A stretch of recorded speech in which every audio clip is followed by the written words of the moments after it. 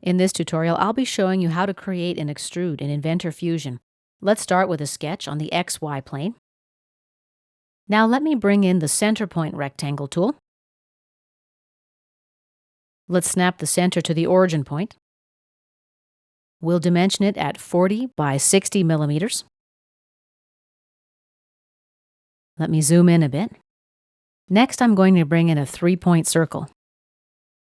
Let's awaken this midpoint, and this midpoint,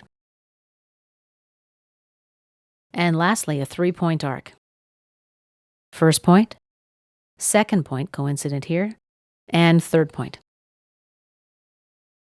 Let's create one more arc. I'm going to snap to this point. Let's activate the Extrude command now. I'm going to select all the regions of my geometry.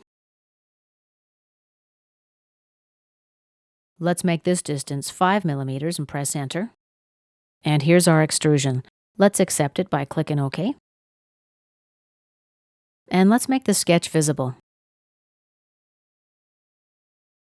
Activate the Extrude command again.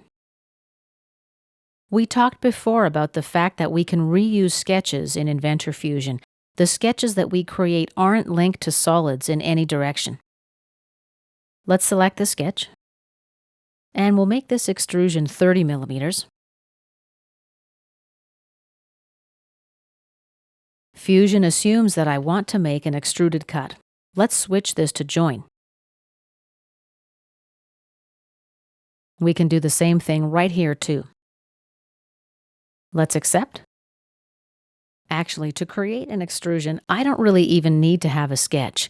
I can just select, let's say, this planar face, and make the depth 15 millimeters.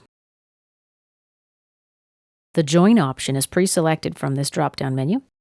Let's click OK to accept. Next, I'd like to create a hole that originates from this face. Let's right-click, create New Sketch. Activate the Center Circle tool now. We'll snap the center to the center of this circle. And let's input a radius value of 15 millimeters. Activate the Extrude command. Select the region to extrude. And let's grab the yellow arrow and drag it. The distance doesn't really matter. The extruded cut just needs to go through the entire model. Under Boolean option, Cut is pre-selected. And let's click OK. And here's our completed solid. This concludes our tutorial about creating extrudes in Inventor Fusion.